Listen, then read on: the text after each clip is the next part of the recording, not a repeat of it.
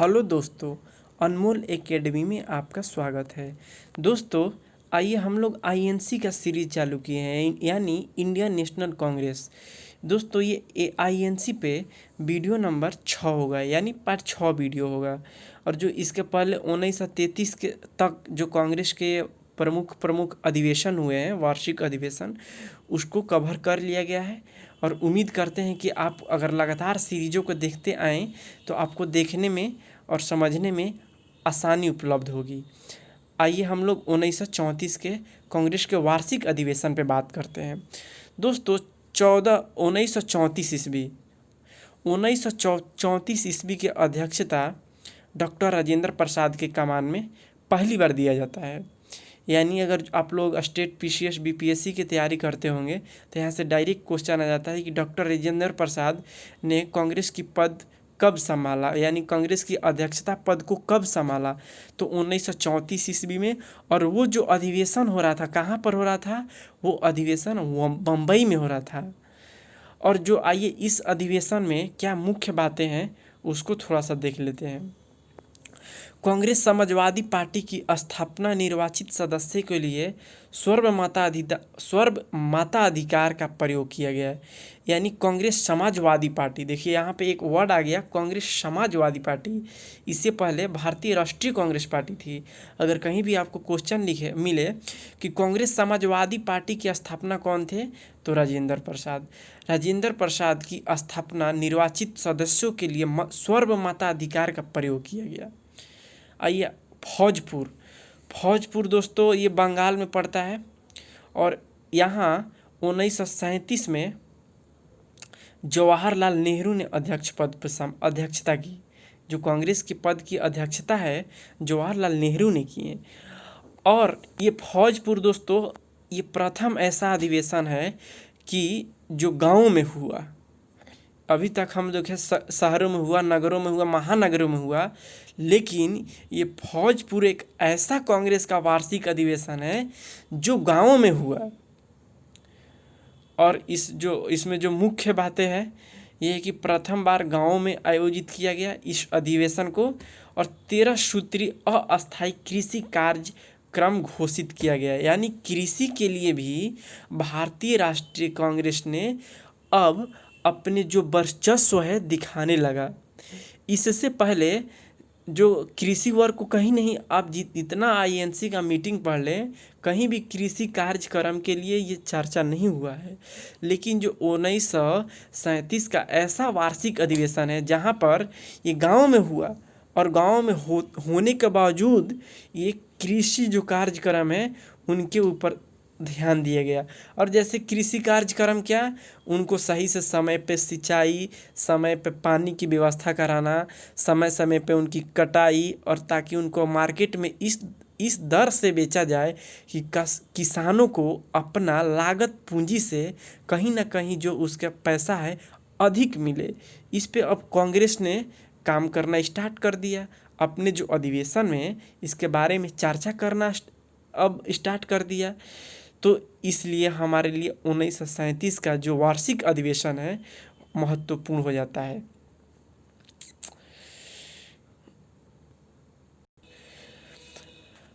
अब 1938 के वार्षिक अधिवेशन, 1938 के वार्षिक अधिवेशन का दोस्तों, ये तो 1938 तक ठीक ठाक रहता है। यानी सुभाष चंद्र बोस और कांग्रेस के जो बीच विचार है ठीक ठाक रहता है। लेकिन जैसे ही एक साल बीतता है, सुभाष चंद्र बोस और कांग्रेस में मतभेद उत्पन्न हो जाता है। मतभेद उत्पन्न होने से पहले ये अधिवेशन हम लोग पढ़ लेते हैं। ठीक इसके बाद 1939 वाला में एक मतभेद अधिवेशन है, उसके बारे में पढ़ेंगे। 1938 में ये हरिपुरा में कांग्रेस का वार्षिक अधिवेशन रहता है। और जो इस पद के लिए अध्यक्षता करते हैं सुभाष चंद्र बोस द्वारा नामित किया जाता है। और ये अधिवेशन हरिपुरा कहाँ पड़ता है दोस्तों? जैसे कि आप देख रहे हैं, हम लिखे हुए हैं गुजरात में। इस चीज़ों को आप बिल्कुल याद रखेंगे, हरिपुरा गुजरात में पड़ता है। और इस अधिवेशन में कहा किया गया ये थोड़ा सा देख लेते हैं। 15 सदस्यीय राष्ट्रीय योजना समिति बनाया गया। यानी राष्ट्रीय योजना समिति कब बनाया गया? 1938 में। और जो इस योजना समिति को बना दिया गया तो इसके लिए अध्यक्ष पद कौन कौन संभालेंगे? तो अध्यक्ष पद के लिए चुना जाता है जवाहरलाल नेहरू को। दोस्तों, झंडा गीत को स्वीकृत दे दिया जाता है कि अब जब भी वार्षिक अधिवेशन होगा उससे पहले झंडा गीत गाया जाएगा। यहाँ पर राष्ट्रीय शिक्षा हेतु अखिल बोर्ड बनाया गया। राष्ट्रीय शिक्षा हेतु इसलिए दोस्तों बनाया गया कि 1937 में वर्धा योजना आ गया था। अगर वर्धा योजना आया हुआ था तो वर्धा योजना दोस्तों ये शिक्षा सुधार से रिलेटेड था। और वहीं शिक्षा सुधार ये अखिल बोर्ड यानी ऑल इंडिया बोर्ड के लिए, ऑल इंडिया शिक्षा सुधार के लिए एक अखिल बोर्ड बनाया गया। और इसमें राजा रजवाड़े को शामिल किया। जो देसी रियासतें के राजे रजवाड़े थे उनको इसमें शामिल किया गया। और 1939 का दौर, जो दोस्तों 1939 के जो दौर था वो कभी भूलने लायक नहीं था, खासकर आईएनसी के लिए। इसलिए कि जो आईएनसी था दोस्तों वो दो विचार भागों में बट गया। एक विचारधारा हो गया सुभाष चंद्र बोस का और एक विचारधारा हो गया महात्मा गांधी का। सुभाष चंद्र बोस शुरू में इस पद के लिए चुने जाते हैं, लेकिन उस पर सामाजिक और राजनीतिक इतनी प्रेशरें दे दिया जाता है, अंततः उस पद को वो त्याग पत्र देना पड़ता है। और त्याग पत्र किसको देते हैं? त्याग पत्र राजेंद्र प्रसाद को देते हैं। जब राजेंद्र प्रसाद की इस पद को त्याग संभाल लेते हैं, यानी अध्यक्षता पद के लिए संभाल लेते हैं, तब यहाँ पे चुनाव कराया जाता है। दोस्तों, यहाँ पे चुनाव के माध्यम से, यानी ये प्रथम बार कांग्रेस ने चुनाव के माध्यम से अध्यक्ष पद को चुने जाने को ऐलान किया। और वो चुनाव किसके किसके बीच में हुआ? तो महात्मा गांधी के सलाह पर खड़े हुए थे पिटाबी सीतारामैया, और ये अपने बलबूते पे खड़ा हुए थे सुभाष चंद्र बोस। हालांकि इस चुनाव में सुभाष चंद्र बोस अब विजय प्राप्त होता है, उनको चुनाव में पुनः फिर एक बार जीत मिलता है, लेकिन वो अध्यक्ष पद के लिए अपना ग्रहण नहीं करते हैं। इसलिए ग्रहण नहीं करते हैं दोस्तों कि वो महात्मा गांधी को बहुत आदर्शपूर्ण व्यक्ति मानते थे अपने नज़र में। और वो बोले कि अगर हम इस अध्यक्ष पद के लिए अगर हम अपने आप को अगर जाते हैं अध्यक्षता करने के लिए, तो ये हमारे लिए उचित नहीं होगा।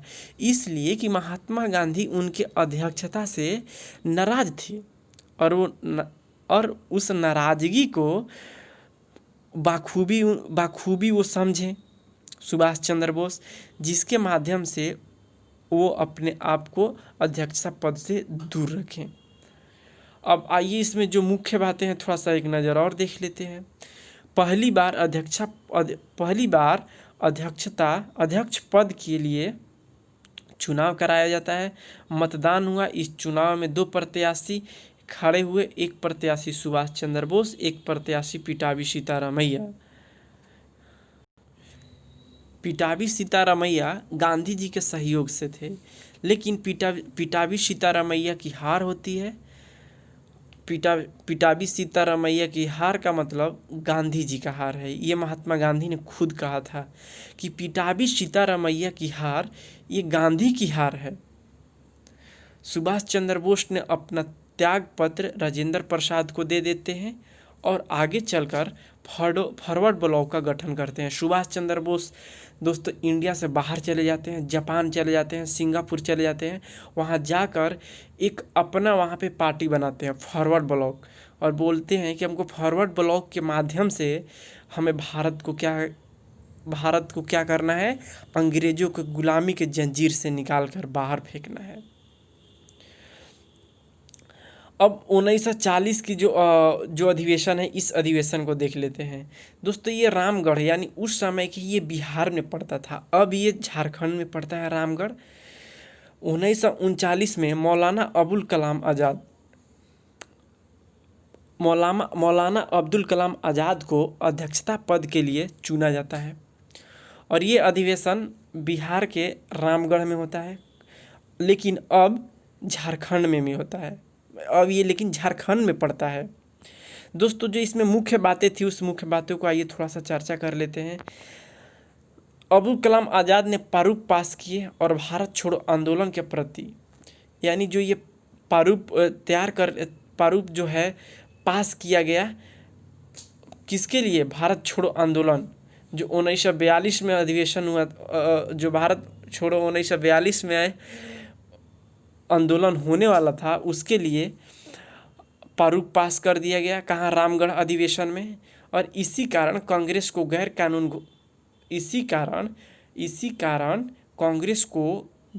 कानूनी घोषित कर दिया गया। दोस्तों, जो उस समय देखिए यहाँ पर बात क्या हुआ। बात ये हुआ कि जो 1939 में यानी सेकेंड वर्ल्ड वार स्टार्ट हो गया था, और सेकेंड वर्ल्ड वार में ब्रिटिश जो लोग थे इंडिया को बिना पूछे ही शामिल कर लिए थे सेकेंड वर्ल्ड वार में। और जो भारतीय कांग्रेस के लोग थे, इसके लिए वो लोग खुलकर विरोध कर रहे थे कि आप बिना सहमति से हमको आप शामिल नहीं कर सकते हैं। ये भाई उनके लिए कहना भी उचित था कि अगर आप किसी के सहमति से आप युद्ध में शामिल करना ना, ये आपके लिए बहुत बड़ा घातक हो सकता है। इस बात से जो कांग्रेस पूरी तरह नाराज हो गई, और ये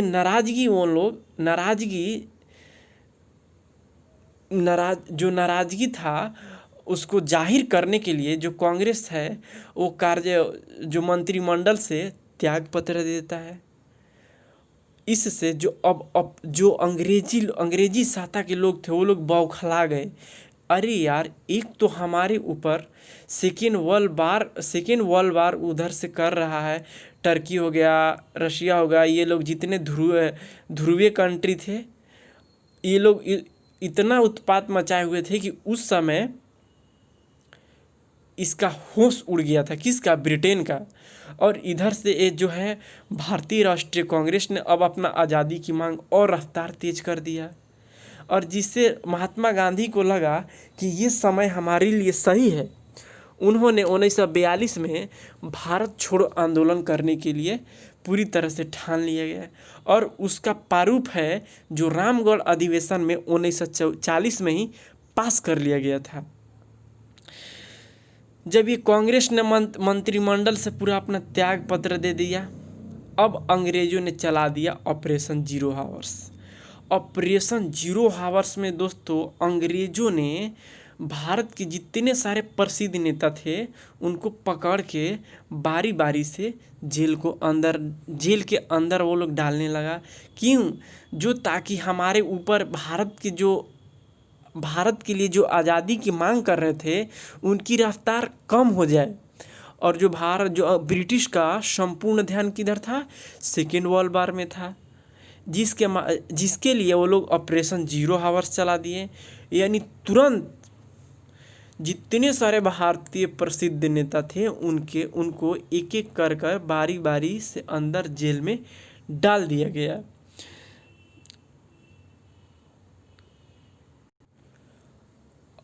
और उस समय महात्मा गांधी जी की भी जेल में डाल दिया गया। अब आपको बाल गंगाधर तिलक, जितने प्रसिद्ध नेता थे सबको ऑपरेशन जीरो आवर्स चलाकर उन पे देशद्रोह का मुकदमा चला दिया गया। ये बताइए, देशद्रोह का मुकदमा चलाकर उनको जेल के अंदर डाल दिया गया। दोस्तों, अब आइए 1941 से 1945, जो दोस्तों इसका बीच का जो समय है वो वार्षिक अधिवेशन नहीं हो पाया। और वार्षिक अधिवेशन क्यों नहीं हो पाया? इसलिए कि जो उस समय ब्रिटिश इंडिया जो है वो सेकेंड वर्ल्ड वार में व्यस्त थी, जिसके लिए सेकेंड वर्ल्ड वार के चलते ये INC की मीटिंग नहीं हो रही थी। और मीटिंग क्यों होती? इसलिए कि क्यों होती, अगर होती भी तो क्यों होती? जो यहाँ के अंग्रेज लोग थे वो सुनने के लिए राजी ही नहीं थे। जो हमारा मुख्य उद्देश्य है भारत को आज़ाद कराना, वो लोग सुन ही नहीं रहे थे। तो हम ये मीटिंग करके इससे हमारा क्या फ़ायदा था? कुछ नहीं फ़ायदा था। इसीलिए कांग्रेस ने सोचा कि ब्रिटिश का जो ध्यान है पूरी तरह सेकेंड वर्ल्ड वार से हटने के बाद ही हम वार्षिक अधिवेशन को फिर हम चालू करेंगे।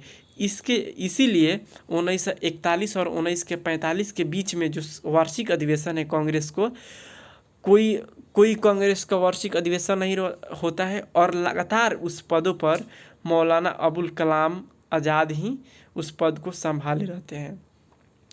और जो इस बीच में जो घटनाएं हुई उनको थोड़ा सा देख लेते हैं। सेकेंड वर्ल्ड वार के कारण ये रुक गया और कोई भी अधिवेशन नहीं हुआ। इसी चलते सबसे लंबे समय तक अध्यक्षा पद बने रहे। और मेरठ अधिवेशन 1946 जेपी कृपलानी। दोस्तों इससे पहले जवाहरलाल नेहरू ने इस पद को संभाले हुए थे। वो इस्तीफा दे देते हैं और इस्तीफा जेपी कृपलानी को देते हैं और जेपी कृपलानी उस इस्तीफा को मान भी लेते हैं। जो 1946 में जो ये अधिवेशन होती है कांग्रेस का, ये मेरठ में होता है। दोस्तों मेरठ ये यूपी का एक ज़िला है, ये दिल्ली के बहुत करीब पड़ता है। सुचेता कृपलानी, इनकी पत्नी का नाम रहता है दोस्तों सुचेता कृपलानी, जो यूपी के या पूरे भारत के कहिए महिला सीएम पद पे रहती है। दोस्तों यहाँ पे एक क्वेश्चन पूछा जाता है कि जब कैबिनेट मिशन भारत में आया था तो उस समय आईएनसी का अध्यक्ष कौन रहते हैं? तो जेपी कृपलानी। और जेपी कृपलानी कैबिनेट के अध्यक्ष, जो कैबिनेट उस समय आता है, साथ ही साथ जब भारत आज़ाद होता है यानी 1947 में, तो इस पद को भी उस समय अध्यक्ष कांग्रेस पद को कौन संभाले रहते हैं? जेपी कृपलानी ही उस समय कांग्रेस की अध्यक्षता करते हैं। तो इस बातों को भी ध्यान रखिएगा। आइए थोड़ा सा इसका मुख्य बातें क्या है उसको थोड़ा सा देख लेते हैं। अगस्त प्रस्ताव पास किया गया। दोस्तों अगस्त प्रस्ताव को मुस्लिम लोग ने इसको डायरेक्ट कार्यवाही दिवस के रूप में मनाया। आज़ाद हिंद फौज के कैप्टन मोहन सिंह जनरल शहनवाज खां ने इस अधिवेशन में उत्कृष्ट प्रदर्शन किया। नवंबर 1947 में कृपलानी त्यागपत्र दे देते हैं और नवंबर में देखिए आज़ादी कब मिली हमें? 1947 के 15 अगस्त 1947, ये नवंबर तक बने रहते हैं और नवंबर में जाके ये परित्याग पत्र किसको देते हैं? डॉक्टर राजेंद्र प्रसाद को। फिर अध्यक्ष पद को चुना जाता है 1947 में, यानी दिसंबर में चुनाव होता है। डॉक्टर राजेंद्र प्रसाद को चुना जाता है। और जो 1948 की कांग्रेस का अधिवेशन है ये जयपुर में होता है और इसकी अध्यक्षता कौन करते हैं? पट्टाभी सीतारामैया। यानी आपसे क्वेश्चन पूछा जाता है कि आईएनसी का सबसे अंतिम अध्यक्ष पद अध्यक्षता किसके द्वारा किया जाता है? तो डॉक्टर पट्टाभी सीतारामैया, यानी डॉक्टर पट्टाभी सीतारामैया के द्वारा रचित अंग्रेजी पत्रिका जन्मभूमि के संपादकर्ता, यानी बोलिए कि कांग्रेस का इतिहास, डायरेक्ट क्वेश्चन ये आता है कि कांग्रेस का इतिहास का जो वर्णन है किसने किया है? तो पट्टाभी सीतारामैया ने एक अपना बुक लिख के, अंग्रेजी पत्रिका है वो बुक है, उसमें लिखे हैं और जो कांग्रेस का टोटल पूरा इतिहास लिखे हैं। स्वतंत्रता के बाद प्रथम अधिवेशन बुलाया जाता है। स्वतंत्र के बाद प्रथम अधिवेशन बुलाया जाता है। अधिवेशन की कार्यवाही वंदे मातरम एवं राष्ट्रगान के साथ शुरू होता है और कांग्रेस का इतिहास का नाम किताब का रचना किया जाता है। किसके द्वारा? पट्टाभी सीतारामैया के द्वारा। दोस्तों एक नोट्स है, नोट्स में ये है कि जिस समय भारत का आज़ादी मिली, जो आज़ादी के लिए आज़ादी के दिन यानी बोलिए 15 अगस्त 1947 ईस्वी को, तो उस समय एक स्पेशल भाषण हो रहा था। और वो स्पेशल भाषण किसके द्वारा दिए जा रहा था? तो डॉक्टर राधा सर्वपल्ली कृष्ण के द्वारा। ये प्रथम ऐसे व्यक्ति थे जो भारत के उपराष्ट्रपति पद को संभाले और सेकेंड राष्ट्रपति पद के लिए चुने जाते हैं। दोस्तों, इनके जन्मदिन पे 5 सितंबर को शिक्षक दिवस मनाया जाता है। दोस्तों, हम लोग आईएनसी का टोटल जितने महत्वपूर्ण वार्षिक अधिवेशन थे, हम लोग उसको कवर कर लिए हैं। दोस्तों, अब इसका जो नेक्स्ट सीरीज चालू करेंगे हम लोग governor general viceroy, governor general of India के कार्यकाल, जो उसका समय पीरियड है, उसको देखते हुए नेक्स्ट सीरीज चालू करेंगे। बहुत बहुत धन्यवाद दोस्तों।